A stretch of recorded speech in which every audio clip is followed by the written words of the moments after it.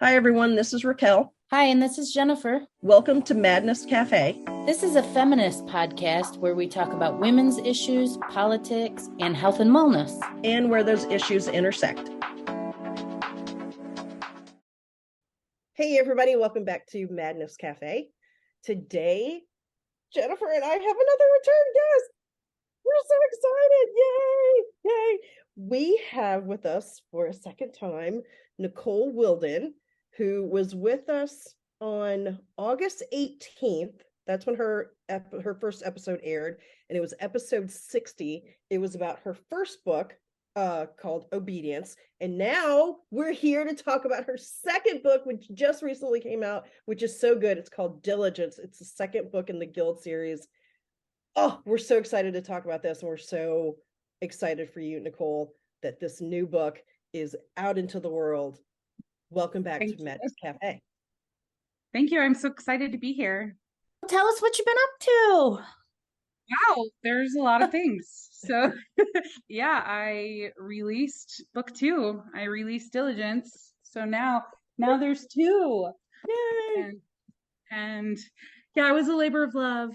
And it was the editing, the revision process was just really, really difficult with this one, just because there was a lot of things from my heart that I had to kind of process to be able to revise Diligence. So it was a little bit trickier, and I'm hoping going forward it won't be so hard, because this Diligence was just, it just really hit all of my emotional places. So did you edit your own book, or was it edited by someone else? I revise and then I give it to an editor, and then we do edits together. So yeah. So yes, I do have an editor, Samantha Morley. Sorry, I have several editors because I write several things, but she's amazing, and she edited both Obedience and Diligence, and she will be editing Confidence as well. So Confidence is now. I'm so excited for the third one. What were the major differences in putting out book 1 versus book 2 for you? I don't know. I think putting out book 1 was just, I wrote these books for me. So I wrote them because I had things to say, I had a story to tell, and so I wrote them for me. And so putting out book 1, I was just like, hey, I wrote this book and I love it. If you love it, here you go. You could read it too. Book 2 is a little different because now I knew I had an audience. I knew there were people who were getting ready to read it. And so there was a little bit more stress and pressure associated with, now I know I'm being read, which is a little bit different than before. It was sort of like putting a book out into the void. You said that this book was a little more emotional process for you. Can you maybe talk about that a little bit? I mean, not to get too much in your business, but no, it's fine. So in book 1, Emma is dealing with just being in a cult, figuring out that her life is different, trying to, figure that out. In book 2, she's dealing specifically with her the pain of separation that happened in the first book, and then we're dealing with a lot of her maternal feelings, and those were the things that I had to kind of dig into. And my mother and I have a very complicated relationship, and so just kind of trying to dig into the emotions, the maternal emotions, were just really challenging. So it was a lot, and the emotional process that I put my readers through was the emotional process of my life. So you're welcome. Was the book therapeutic for you, or the process of writing it was therapeutic for you? Yeah, it is. Writing the books are therapeutic in a way that when I first started writing, I didn't even know I was writing pieces of my life. I just thought I was writing this story that wouldn't leave me alone, but now I know that I'm writing my life, and I do it a little more intentionally. So as I was going through and doing the revisions, I was realizing, I have to face some of these emotions that I, put Emma through, these kind of like the ups and downs of, I don't know. She's not a very likable character in book two. That's what I feel like. She's not very likable in book two because she's going through all of these like pains, but you still get, even through the thread of all of that, you get this like deep love between her and Leader that I think, shines through all of that. And I just sort of had to face that the people that I love most are also my abusers. They're also the people who harmed me. And that is going to be a thread going through the rest of these books. But this was sort of the beginning of it, because in book one, you're just kind of like, whoa, what's going on? And she is like that as well. But in book two, she has this deep, abiding love for someone who is an abuser, really. I mean, and also as an adult, I'm recognizing how difficult Leader's life is, and how difficult her love is, and how complex it is. And so it's just, yeah, it was a difficult process to like go through, because I wrote it years and years ago, but I had to revise it this last year, and it took me much longer than I was anticipating. I thought I would be able to revise it in a matter of just months and give it to the editor, but giving it to the editor was so difficult for me. I released it to her in pieces, and I had not done that previously. Before, I gave her the whole manuscript. I'm like, here it is. Let's move forward. This last one, I just gave her in pieces because it was just so hard to revise. What it speaks to me was how deep, how complicated the mother wound can be. And also, you said the character of Emma, there were points where you disliked her. Raquel told me previously when we were discussing this book that she was like, come on, Emma, just get your shit together. Just, yes. Can you get past this crap? But I had a little bit of a different perspective, and perhaps it's because I'm raising a teenage girl right now in my home. Yeah. I had a lot of maternal patience and love, and thought, oh, of course Emma is going through this, but this is natural and this is normal. Not the abuse stuff, but the teenage stuff that was kind of coming up, in her need to explore herself, also her need to be independent of her mother in a way, or her mother figure, I should say. So for me, it brought up a lot of, maybe I felt more like Leader. Like I wanted to, even though I was pissed at hell at her, I still wanted to not punish her. I wanted to embrace her. I wanted to give her all my motherly love. The mother wound is so complicated. Yes, it is. It is. And I mean, essentially that's what we're facing through this is, what do you do when the people you love most are the people who are hurting you? That is it's just really a complex issue. So it's complex, and in your book, it's taken to the extreme. And perhaps in your life, as you shared before, you were in a high control religion, but even in the best of circumstances, there's still that little tug as well. Yes, I agree. I was able to put Diligence out, but because of the like emotional toll that it took, I realized that I was going to have to deal with some of these feelings that I was doing. And so I wrote a memoir, and that is the hardest writing I've ever done in my life. Wow. Was writing the memoir.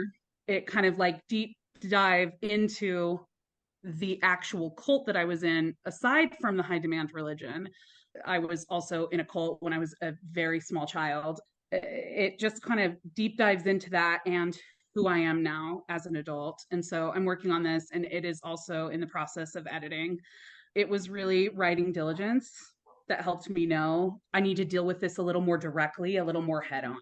Whereas in the Guild, I'm several degrees separated from it. In the memoir, it was just me and in your face, and really challenging.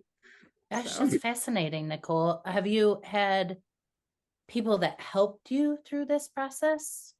Yeah, I've been in therapy. I've been in therapy for years and years. I have had wonderful therapists, but particularly two. And my current therapist is just helped me through so much. And I've done so much trauma processing with her. Really, I wrote the memoir as like an exercise in therapy to try and like understand and see and deal with some of these past pains. And I gave that memoir to my therapist as soon as I had finished writing it so that she would be able to see all of this. And so putting it out into the world is a little bit scarier, but we are in the process of like working on that. And we have a cover artist who's creating a cover, but it's just been a really like difficult process because I love the guild. It allows me to separate and look at things in almost like, because of how extreme it is, it allows me to look at things kind of from a distance, whereas Yeah. the memoir forced me to face it. This is real and this is my life. Has your life changed because of the writing of your memoir? I think yes, actually in really big ways. I left teaching, Mm. which was my heart song for so many years. Yeah. And I left teaching because I was just extremely emotionally unwell. And teaching children was just triggering. And it wasn't them. It was just because of these things that came up in the like editing process of Diligence. And then, all of these things came up and I was just, and teaching is hard. Yeah. And it's getting harder. So Yeah. there's also that. Like, Yeah. this isn't easy. So yeah, so I ended up having to leave teaching, and that was not what I wanted. So my life has completely transformed in that way, that I had to leave so that I could really spend some time focusing on me and my needs. And I am now writing full time, which is wonderful, but it's also really hard. So it's a really hard process. I started writing books for children under a pen name, really Miss Willden, which is what my students have called me for 20 years. Mm-hmm. So I started writing books for them. The books that I write for them deal with emotional topics like we're dealing with grief, we're dealing with it's okay to be angry, and those kinds of things come up in the books that I'm writing for them. And they're the books that I wish that I had had when I was teaching. So yeah. Congratulations. So that's been what I've been doing now. And it's because of this it all just sort of came together. And this last year, that's what I've been doing. So Wow. Do you think you'll ever go back to teaching? I don't know. Not in the near future, just because I need some space and distance from children that are living in the time that I experienced my trauma. I need some distance from that while I continue to deal with just my trauma of origin. But I love teaching and I believe in it. And I think I will always be involved in education in some facet because I really believe in it, and I really admire teachers, and I admire the work that they're trying to do in a system that is just really broken. Really broken. Very. Really broken. Yeah. One of the things that I really wanted to do in writing the children's books was I was targeting children who are struggling readers because we have so many of those. So I taught like 3rd and 4th grade more than anything else. And so I was targeting like, I'm going to write books for children in 3rd and 4th grade, but I wrote them on a 2nd grade level. So the interest level is 3rd and 4th grade, but the like reading level is a little bit lower. And then I actually put vocabulary assistance on the pages so that just like you would get if you're reading a nonfiction book and you're like, oh, what's a chrysalis? And then it has off to the side a little description. That's the kind of thing we try to do in fiction, just so that kids have a little bit more access. And so they're reading a book that is still looks like a full chapter book. So I did a lot to be able to, a lot of research and stuff into making this happen. My wife and I are publishing these books together. So And I discovered that I can illustrate, and I've been illustrating them as well. So You did that work as well? yeah, yeah. I had no Wow. idea that this was something I could do, but it's just, Wow. yeah. So So smart. What's the name of your publishing company? Magical Page Publishing is what we called it, because we try to make the pages magical for kids. It's a little bit slow. We're working on it, but we have some exciting things coming in the next, 6 months or so. So we're really excited moving forward. They're definitely books for children, and my other books are definitely books for adults. So For sure. I wrote under my name in both, but I did Miss Willden for the children's books, and I'm writing under my name for the adult books. Now you said does your wife want to say hi to us? She just said no. She said, hell no. Said that my kids' books made her cry. So Oh, that's nice. yeah, it's supposed to tug at your heartstrings as a kid. So Well, anyway, in that way, you're still affecting children's lives. You're still being a teacher to them, Yeah. just in a different format. You don't have to be in a classroom to teach. Your heart song is still coming forth. Thank you. That's what my hope is. My hope is that this will be able to reach children, and no, I can't be in there influencing their life day by day, but I'm hoping that these books can kind of help sing that song. And I've had wonderful feedback. So I've had wonderful feedback from both struggling readers and really high level readers that just loved the content of the book. And anyway, And what's the book called? Zest is book 1, and it is about a little girl who doesn't think she's special, and then she gets her zest on her 9th birthday and finds out that there's a whole world of special that she has not known about. So, and You drew that? yes. Wow, So, you and are that's really her talented. face sitting on her shoulder right here.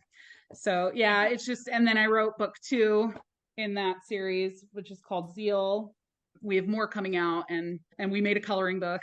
So we're just You've living been our best busy. like elementary life over here. I love all of that. Thank you. I write it all, and then my wife goes through and she levels it all so that we make sure that all the words are at that target level. And then she goes through and formats it all. And so it's really just been this combined effort. And my wife said something really like beautiful a little while ago. She said that every book that I write is like more of me. So Obedience is me and Diligence is me, but then she read Zest and she was like, but it's also you. And she read my memoir and she's like, see, it's all you. Yeah. All of it together. That's so beautiful. It's like she sees you. Yeah, she does. She does. We're a good team. So yeah, so exciting things, lots of changes, because, and I really do like think that it's because Diligence being so hard, trying to get through it and understand what was going on with me, just really opened the door to a lot of other things. And therapy, I highly recommend. So Oh yeah. I've been in therapy for years, but I highly recommend it. Yes, so How do Jennifer does- and I. Yeah, we do too. How does one reconcile? And if this is too much, you just say that, because you don't have to share anything you don't want to. But how does one reconcile their deep love for someone who also abuses them? I'm not sure. Honestly, I had to go no contact with my abusers, and unfortunately, they were my family. Yeah. So, I mean, some of them, they weren't direct abusers. It was a little different. There was a lot of neglect. It's a really difficult thing, especially when it is, as you said earlier, when it's like the mother wound or any parent wound at all. Mm-hmm. It's really challenging because we go our entire lives continuing to go to search for that place that you were supposed to be. You were supposed to have this safe place, and that was supposed to be your parents. And if they aren't your safe space, you spend your life looking for that. And and I'm in the safest place I've ever been in my entire life, and I am happiest that I've ever been, and my soul is still reaching for my parents. And on that same thing, they're not safe people for me to be around. And it's because of who I become when I'm with them. I'm certainly not blaming them. I chose to go no contact because I didn't like who I became when I was with them. I didn't like who I retreated into.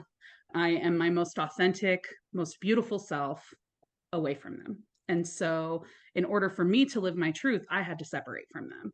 But that is not true of everyone. And I've heard wonderful stories of people who have been able to, confront this and have been able to kind of heal a relationship and see a relationship grow.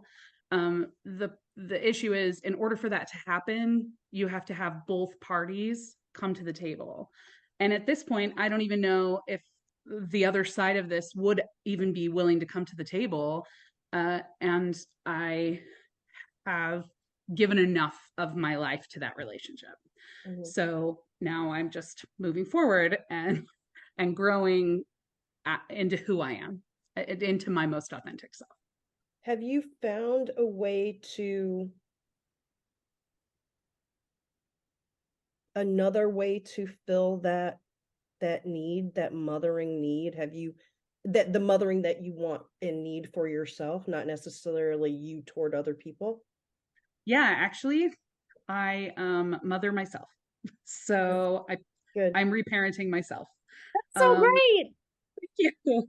I find it in like little ways. There are things it's really hard as I'm writing these books and I'm writing Diligence. I'm wanting to give Monique more experience and parenting power than she really has, because now I've grown as a human, and I've grown, and I'm like, but I want you to be more nurturing, and she's not, and it just it is what it is. But now when I notice things, like I will catch myself saying things like I wasn't feeling well last week, and I was like, well, I can't be sick. I have to like get up, and I have to do the dishes, and I have to do the laundry. And my wife is like, no, please, like sit down and rest. No amount of her saying sit down and rest was going to make me, do that. I had to figure it out for myself that, like, even though when I was little and I was a child and I was sick, I was still expected to contribute. As an adult, I can be like, me resting is my contribution. And I can tell myself that and be like, hey, little Nichole, it's okay to like sit down and rest. And that is your contribution. And also, do we need to contribute all the time? Let's explore that more when we're not sick. Yeah, exactly. Yeah. And no, we don't need to contribute all the time. Capitalism rearing its ugly head. Ugh. Always. Yeah. Always. It's been interesting because my internalized capitalism always comes in my father's voice. My like internalized misogyny always comes in my mother's voice. And so that's so interesting. It is. But those are things that I've noticed this last year that I've really had to kind of confront. Ever since Roe versus Wade, I've had this like inner rage that I've been dealing with, that I would say, as a white woman living in the privileged white patriarchal world, I didn't notice until Roe versus Wade. I didn't see it entirely. I didn't face it. I didn't have to face it. I had the privilege to not face it. And ever since then, I've just been dealing with that rage. And the way that I deal with it is through writing. And sometimes it comes out as poetry. Sometimes it comes out as books. So it just depends. And in the case of the memoir, it's actually both, because it's a memoir in verse. So interesting. Can't wait to read it. First of all, I want to say to you, I can hear pain and joy in your voice. So I think that's amazing, because you're a full human. And I think your story just is like a beacon for people who need someone, who need help, to hear that someone else has gone through this too. you are so brave to put your voice out there, and it's just so valuable. And the other thing I want to ask you about, now that you've decided to write full time, what do your days look like? Do you actually sit down and write all day long? What do you do? It depends on what's going on, but Uh-huh. I do a lot of writing and a lot of illustrating. A majority of my time right now is spent on healing. And so sometimes that looks like writing. Sometimes it looks like being depressed and being on the couch. So it just kind of depends. I did a really deep dive into therapy this last year.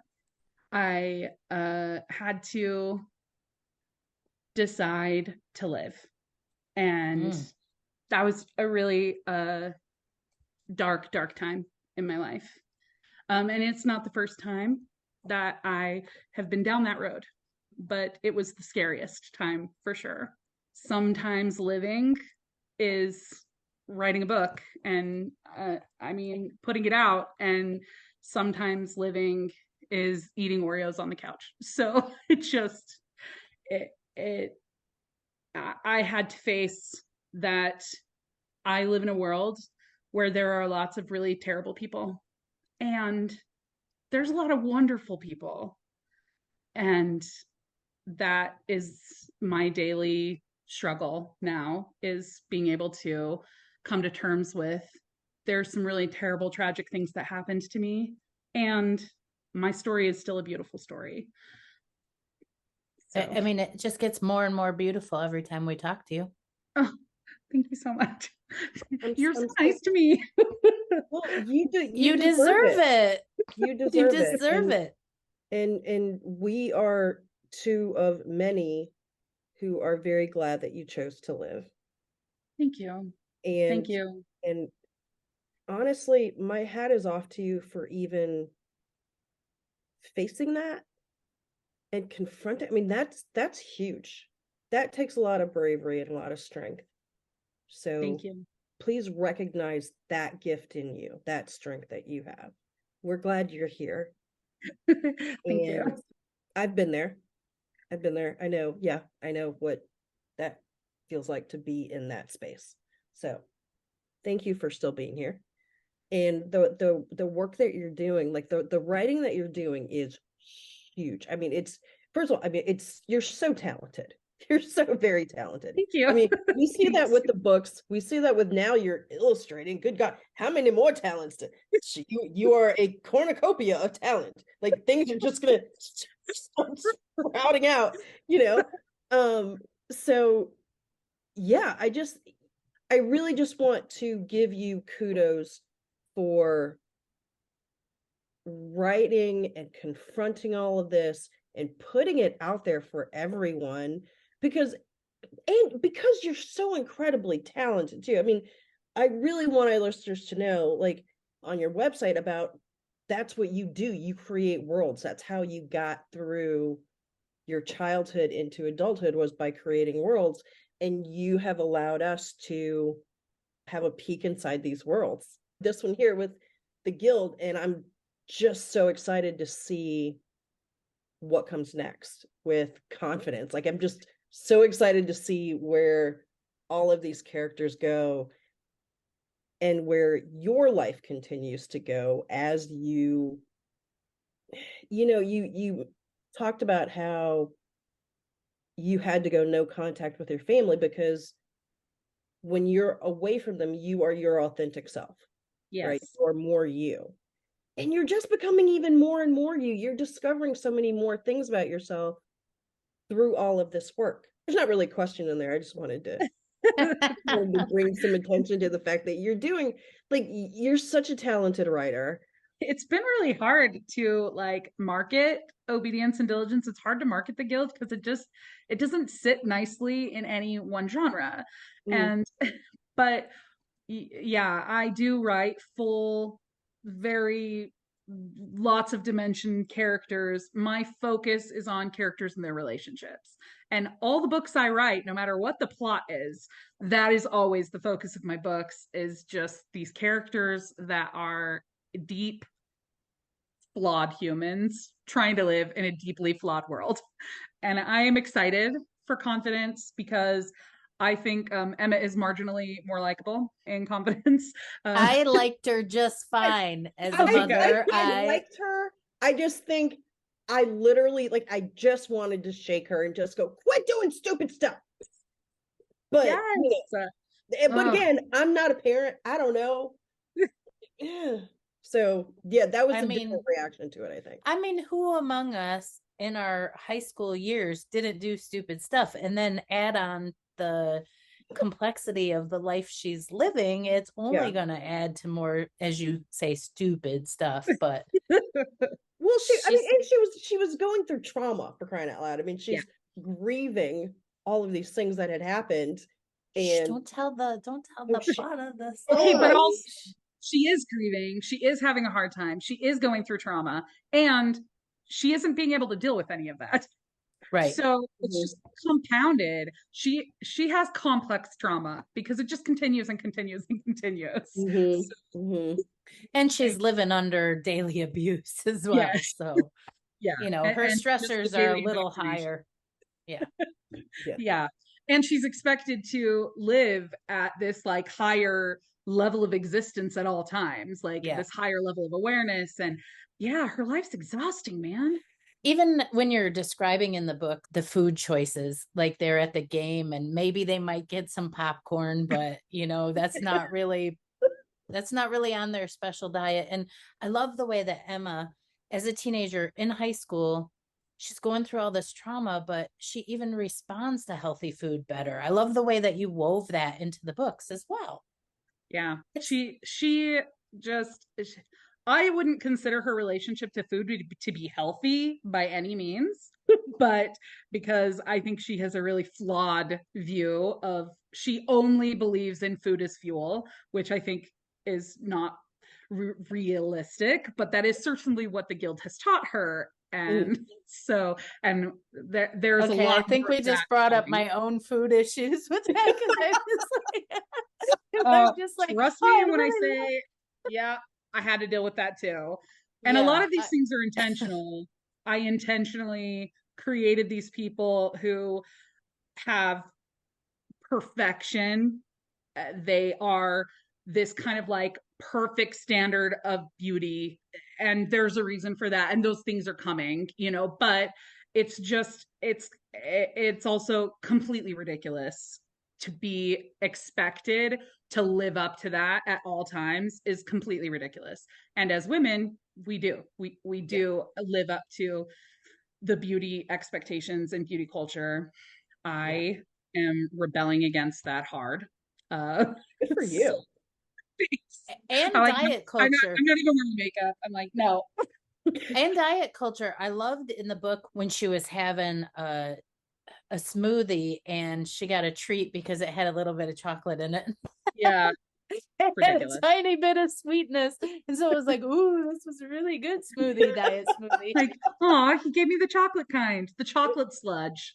Yeah. It was a treat. Yeah. Okay. I definitely have diet culture issues. Oh God, girl. All do. Because I was feeling society does. Because I was feeling envious is not the right word, but I was thinking, oh, she's got this down. And now that we're talking about this, I'm like, you're there's some problems here, girl. Yeah, it's an issue. And I mean, I confronted it like as I'm writing it, I'm like I was dealing with my own diet culture issues and beauty culture issues as I'm going through that. In the later books, there are some very like in your face situations that deal with it. In these early ones, we're just sort of setting it up and it's the background culture, but that's the background culture that we grew up in. We grew up in the background culture of beauty culture, of diet culture. It's just expected that when somebody looks at me in my body, they automatically make assumptions about me. They're going to assume that I'm lazy. They're going to assume that I don't have any control over what I eat, that I am a glutton. And those things are absolutely not true. And so it's interesting how I had to confront my own issues to be able to write these books. And I'm writing a book where they are the ideal of beauty, the ideal of diet. And it is frankly ridiculous that anyone could be expected to live up to that is ridiculous. And I recognize that. And yet we do that to ourselves. Yeah, we do. I thought that there was a nod also to purity culture in the book, in the moments where she put on the fishnet stockings and showed up to school, and her nemesis is calling her a slut in the hallways, you know. Her nemesis, whose name is Chastity. Yeah. I mean, purity culture was my life. That was what I was raised in. I was raised to believe that if you dressed provocatively by like showing your shoulders or anything above your knee, you were the reason that boys were having bad thoughts. Yep. And as somebody who was sexually abused at a very young age, that was very confusing messaging, because I wasn't dressing provocatively as a child. So me too. Very confused about how I was responsible for this. Yeah. And you're not. And that's what it comes down to, is you're not. Right. And I deal with that pretty directly head on later on as well, that it's not your fault. It's not your fault. So more is coming. Thank you. Thank you. Thank you for tackling this. Thank you. Yeah. It's really hard, and we need more of it. We need more people talking about these issues and writing about these issues, because purity culture messes with your brain. Yeah. Well, it's even worse right now, because I'm looking at what my kids are dealing with, and there's purity culture on one hand, but then also the first time they're being exposed to sex is through pornography on the internet, which we didn't have. Well, I didn't have when I was young. I mean, some friends had magazines and such, but not like the access that they have now. Yeah. So they've got purity culture, and then they've got what they see, their first exposure is, oh, I'm supposed to act like a porn star. So where do they land in between that? How are we? And then in most homes, we're not even talking about sex. So they've got these two things battling. Which one am I? Which one am I? There's no gray area between. You're either Madonna or whore. Which one am I? Yeah. It's really confusing. It was really confusing to me as a child, and now, like, I wear tank tops when it's hot outside because I want to, and I'm gonna wear what's comfortable on my body, and that may not always be the standards of like purity culture or beauty culture or diet culture. I wear what I want to wear, and so good. And we do have to face it, because it is confusing messaging. It's confusing when your very first exposure to sexuality, to sex, is coming from an unsafe source, whatever that source is. So maybe it's the internet, maybe it's kids at school. I don't know. I had a friend one time who told me that their child asked them about sex, and that they just really didn't feel like she was old enough or ready to hear about it. And I'm like, why is she asking you? Yeah. I'm like, why is she asking you? So now what you're telling her is, we don't think you're ready. We've prayed about it. We don't think you're ready.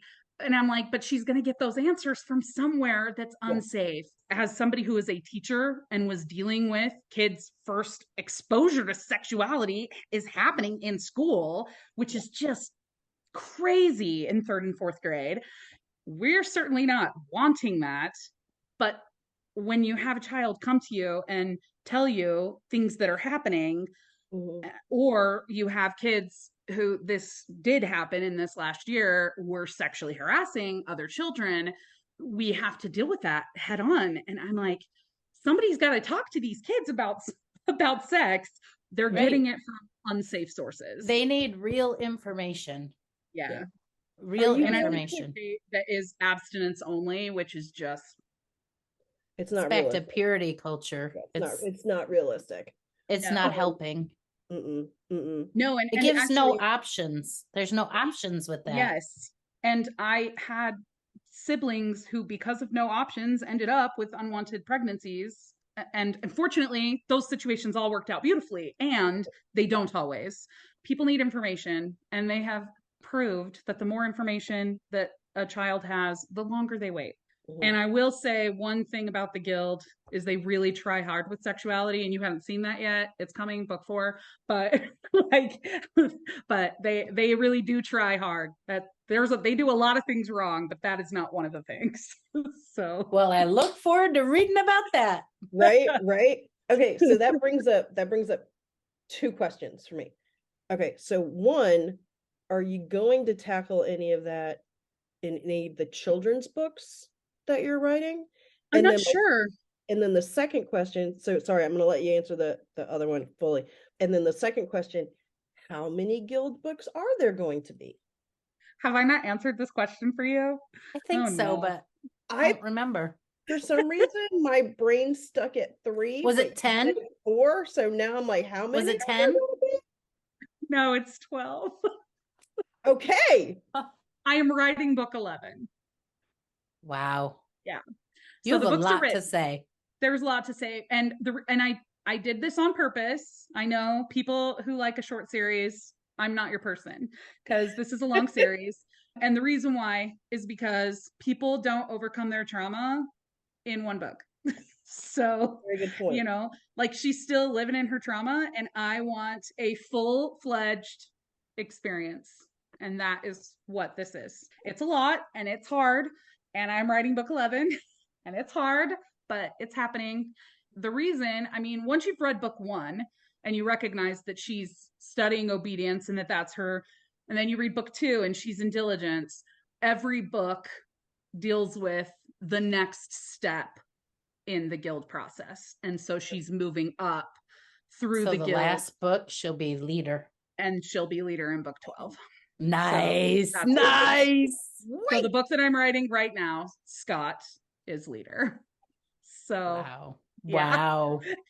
Right? Wow. It's wild. So yeah, so it's happening. So it is long. It's definitely long. I recognize that that's a big commitment for people like you who started with book 1. So well, everybody can start with book 1. You know. I know, but like you started with the release of book 1, so that's tough. That's really there hard. are no accidents in life. We hooked up for a reason. Exactly. I believe that. I believe that's true. Exactly. I believe in the universe's ability to put people together that need to be together. Exactly. Raquel and I read a lot of your book. We went on vacation together to Cancun this year, and we were reading your book in the sunshine. So it was a really great experience. Yep.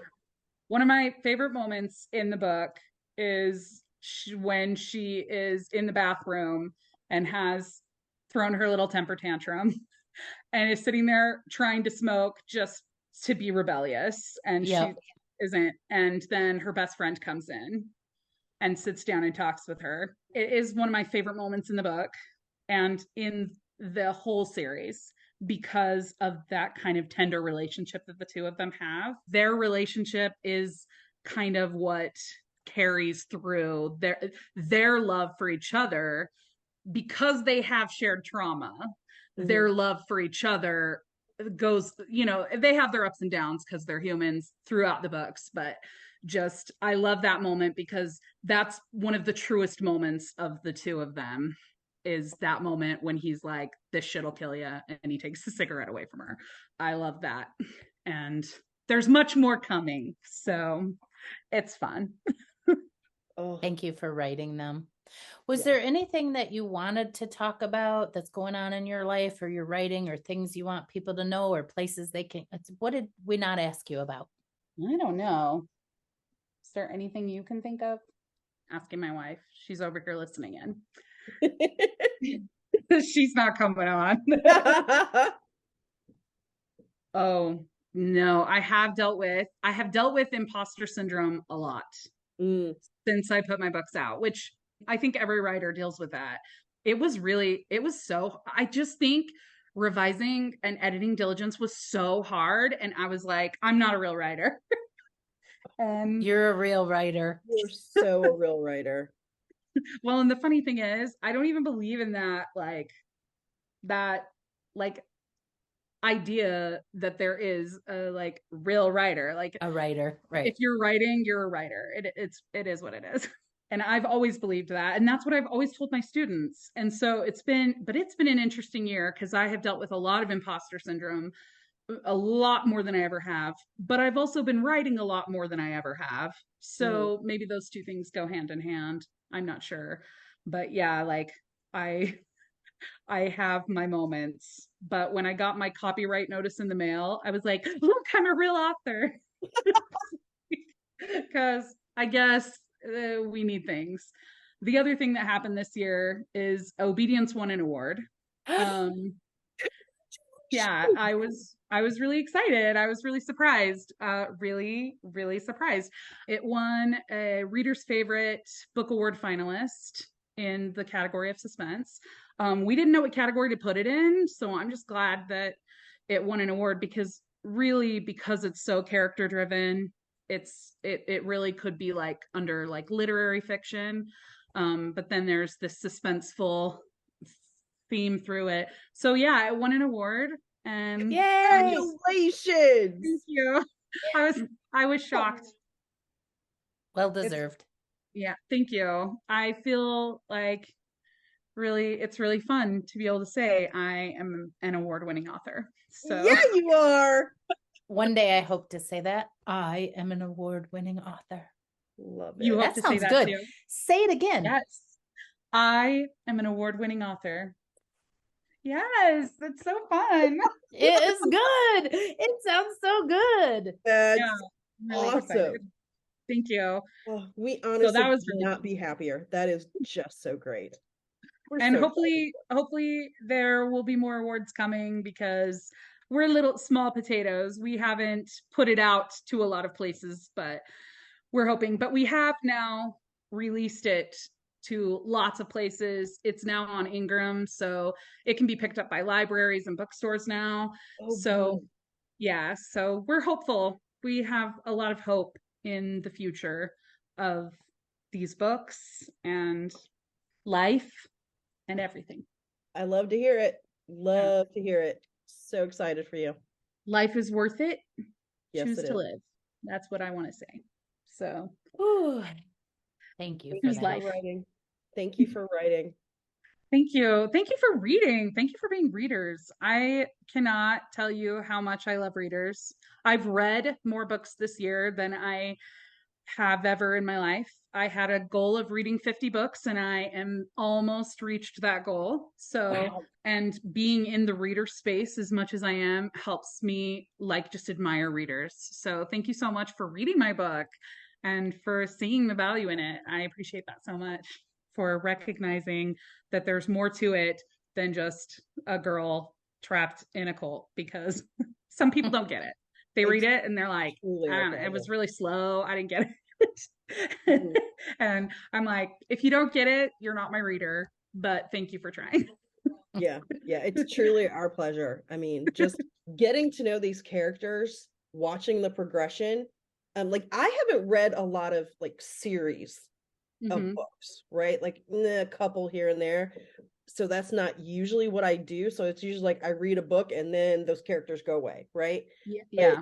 one of the coolest things about this is watching them progress over time. I think that's true of our life too. Like you have big moments in your life, right? And you can change really quickly in the big moments.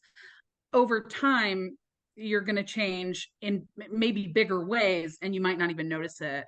Like if I look back at myself, 4 years ago, I'm just not even the same person. I'm just a completely different person than I was 4 years ago. And that's what is happening with Emma over time is she in these early books, she's a teenager, she's in school, she's a bully in book 2, and over time you get to see her kind of transform. Even from books 1 and 2, you get to see her kind of express and find her voice, attempt to find her voice a little bit more. And the same thing is happening in book 3 as she finishes out her high school career.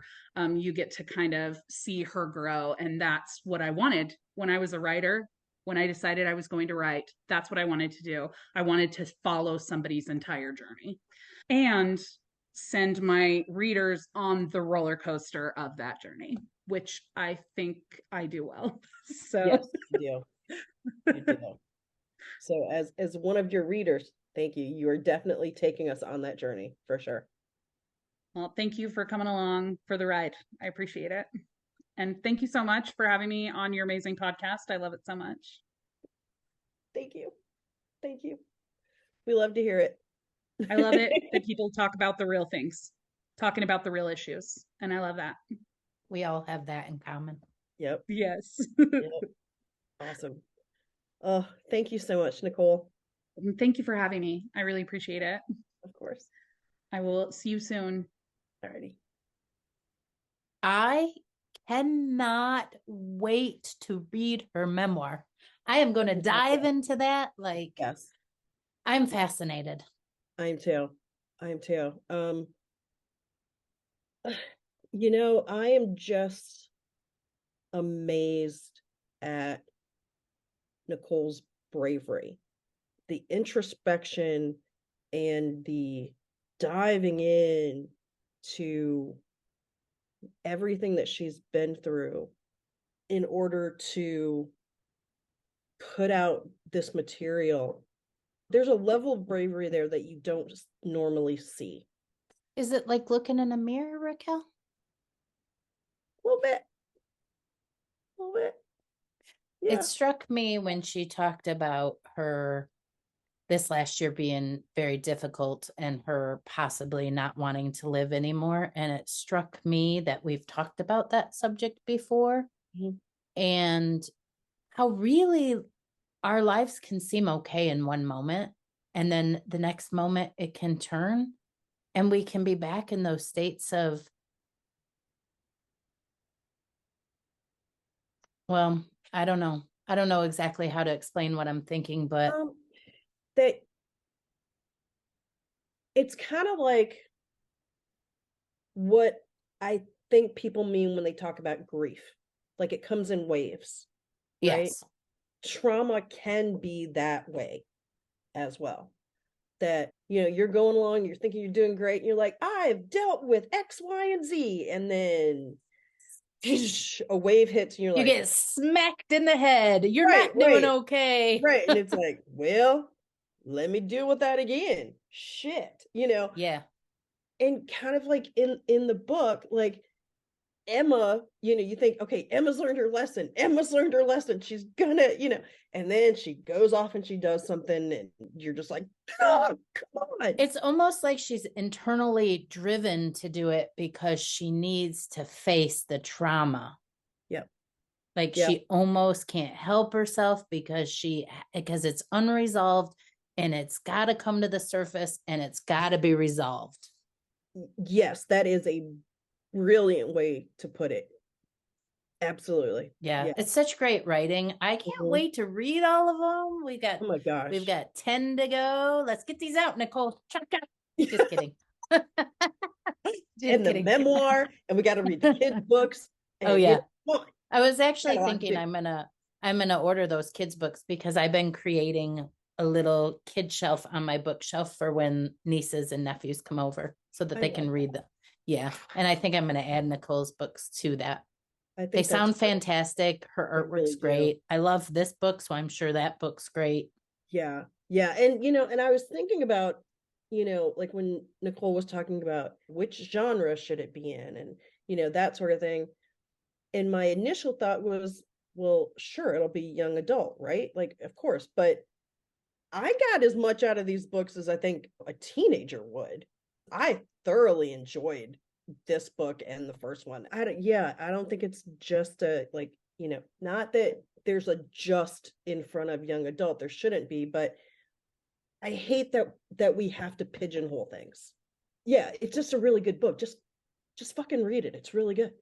Like, well, I think that so it has the main tale, but the main tale is hardly anything compared to the ultimate of the people you love the most are the people that hurt you. And we're talking extreme situations in the book, and we're talking extreme situations when it involves sexual abuse or abuse in your home or religious abuse or whatever it is.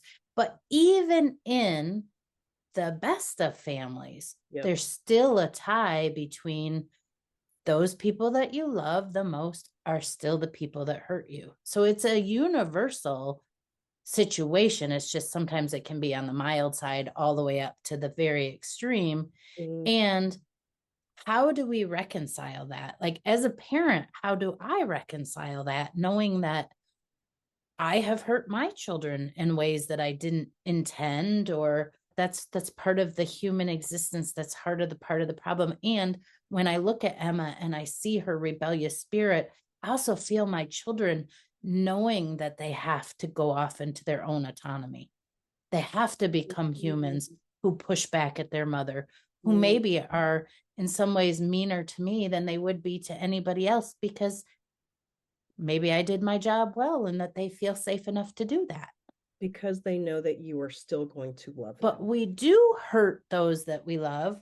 We are in intimate relationships. We hurt our partners because we know their deepest wounds. Yeah. We are in friendships. We hurt our friends. We are in, relationships in school. Teachers and students hurt each other. We do hurt those that we love. And I think putting these topics out in the extreme helps us to figure out, at least for me, it's the thought process of the mother wound with my own mother, then again with my daughters, the forgiveness that we can find in that, knowing that that is what it is to be human, but also acknowledging that it exists so we can bring it to the surface, we can work on it, we can integrate it, and we can move past it. Ooh, I just said a lot. You really did. That was brilliant. Well, it's Nicole's writing. I am so impressed with Nichole and her writing and the work that she's doing, not just like the work that she's putting out, but the internal work that she's doing and how she's found another way to teach. Yeah. Right? She's on fire. Yeah, absolutely. Could not be happier for her and all that she is achieving and what's on the horizon for her. And I'm so excited that we have gotten to be a tiny part of this, that we get to see it up close. If y'all like this episode, share it, get the word out. Buy Nicole's books, read them. Yes. Tell your friends about the books. The books they're so good. They are so good. So just read the books, share them with a friend, read them with a friend and talk about them. Make your own little book club about it and read it. These books are great. Yeah. Just read it. Yeah. Reading is fundamental. Bye, Raquel. Bye, Jennifer. Thanks, everyone, for listening today. We will be back with more Madness Cafe next week. You can find us on Instagram at Madness Cafe Podcast or email us at madnesscafepodcast@gmail.com. Bye.